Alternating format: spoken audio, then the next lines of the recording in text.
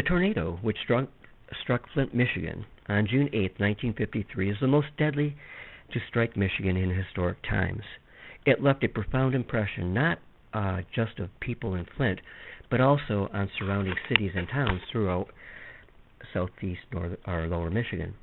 Before I tell you of the tornado, let me share with you a very curious, nay, enigmatic event in my life connected with the Flint tragedy, which, as already stated, occurred in 1953.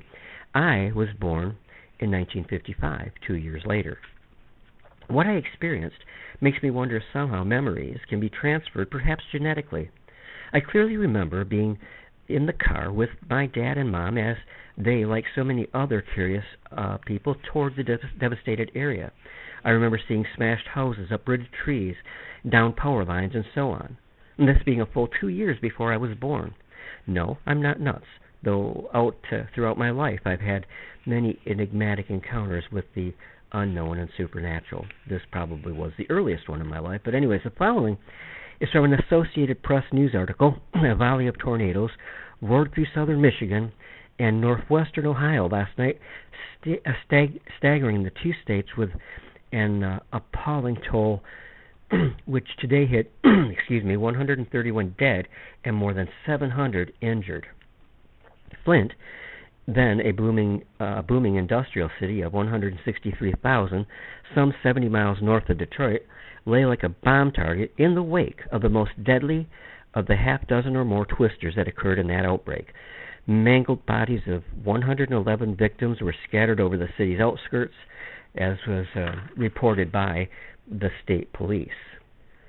City officials predicted that the toll eventually may be one of the higher ever suffered from a tornado, according to the article. The AP article continued, some of them said it may double the present count when the last of the rubble is cleared away. Records show St. Louis, Missouri had 306 killed in a tornado May 27, 1896. But state police and National Guard search crews worked through the night, probing through piles of debris sucked up in the big black funnel and dumped over the entire countryside. The Flint tornado, which hedge-hopped easterly through Michigan's thumb to Lake Huron, dwarfed half a dozen others which struck along a 350-mile north-south line from Tawas City, Michigan to Bowling Green, Ohio. All in all, more than 200 persons were injured and property damage will run into the millions. At least a dozen persons were killed in the two Ohio tornadoes. The Flint tornado, by that way, that was an end quote, but the Flint tornado is rated to have been an F5 on the Fujita scale. It also ranks as one of the most deadly tornadoes in United States history, or did at that time. Most of the casualties and damage occurred in an unincorporated community named Beecher, a suburb of the northern edge of the city of Flint. The Flint tornado was one of 8 that touched down in lower Michigan and northwest Ohio. It was also a pair of larger Flint-Worcester tornado outbreak of severe weather that began over Nebraska and Iowa before moving east across the upper Great Lakes states and Ontario and onto New York and New England, spawning even more deadly twisters as it progressed. Just prior to the tornadoes touching down, eyewitness accounts recalled that an approaching thunderstorm with several intense lightning strikes turned the northwest sky a dark black yellow-green color.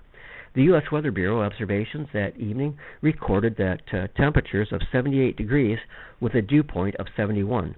At 7:30 p.m., the Weather Bureau Severe Storm Unit issued a severe weather bulletin alerting of the threat of hazardous weather for southeast lower Michigan. At about 8:30 p.m., the tornado touched down in Mount Morris Township north of Flushing. The first observation from the Weather Bureau's Flint station came just minutes after the tornado touched down, and it began to take a path directly down the Coldwater Road corridor, entering the residential neighborhoods of the Flint suburb of Beecher. The tornado, moving about 35 miles an hour, cut a path 833 yards wide. At the time, before severe thunderstorms and tornado warnings, the residents of Beecher had almost no advance warning other than the sighting of the funnel cloud heading toward them. Victims recalled hearing the incredible roar from the tornado and seeing the black funnel before heading for shelter in the basements.